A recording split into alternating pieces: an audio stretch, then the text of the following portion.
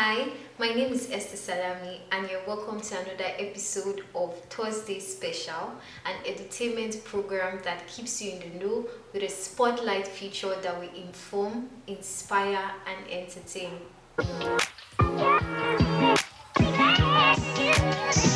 Our guest for today is the remarkable Esther Orah, who is the founder of Me Too Publishing Company and an author to several books on children.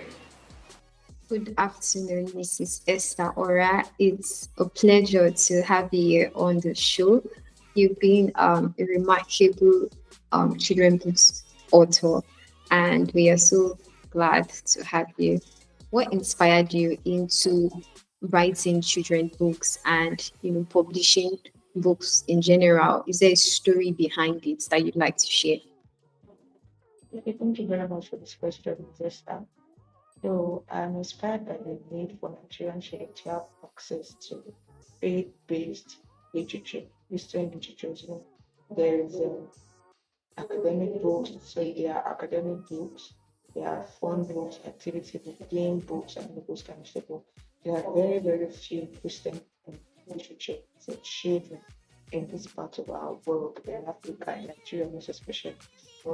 Most stuff that parents concerned about and it's fun, how children should have fun.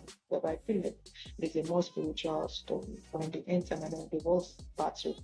And if you notice, children are now one of the most attacked in society. No wonder this scripture, Psalm 127, verse 12, from verse 4 to 5, it describes children to be arrows in the quiver of a man. So if children are described in the scripture as arrows, it means that children are weapons. So I feel like if we can give kids Christian literature, faith-based literature, right from very young age, we need to counter the attack that we have out in society.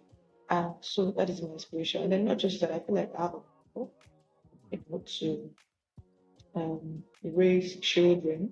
Not just that I like being around children as well. So I have a call to um, reach out to children to equip them with the Bible, character, spiritual cultures and values, Christian cultures and values. So anything Do you inspiration. think enough is done by, let's say, Christian leaders, for the transformation of children? Do you think there are enough books for kids, or they can never be enough? What's your thought on that? I feel like people who have the call upon their life for the children ministry is either they're not responding or they're not just doing so well because there are very few Christian children literatures that we have in Nigeria as a whole. Most of the ones that we have in this country are the ones that other authors from other international authors from other countries have written, and then we just have access and limited access to them. So I feel like we can do more. I feel like if everyone who has a call to children ministry, especially when it comes to literature upon their life, if they will respond and act without being afraid, will step out. I feel like will do very well in the children's Christian literature, yeah, industry. All right. So, as a book publisher, in Nigeria, what are some of the challenges you faced? Okay, thank you very much for this question. So, one of the challenges that we face as a Nigerian publisher, as an upcoming publisher in Nigeria, is problem of distribution. So we have very few distributors as at the moment. So, but we look forward to working on that and making sure that our books, especially our children Christian literature, doesn't just remain in Nigeria or this Lagos State where we reside in currently, where we're based in, but also goes across the shores of Africa, across the whole world. Yeah. And then another challenge we're facing is challenge of funding, trusting God to help us to able to raise as much fund, just as much fund as possible to be able to get a perfect standing as a publishing company. What advice would you give aspiring authors or publishers, particularly women in Nigeria?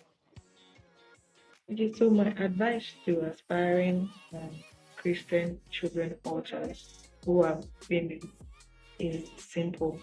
Don't be afraid, just step out. One day at a time, get your pen and paper, whatever device you're going to be using to write, and then start the process. It's going to be a long process, but then if you're consistent and you follow through, you're going to make a very beautiful author. That will be a major addition to the literary world in Nigeria, to the literary industry in Nigeria. Thank you. And also believe in yourself. Thank you so much for watching today's episode. I'm sure you found it insightful as I did. Be sure to hit that subscribe button, share this video with your family and your friends.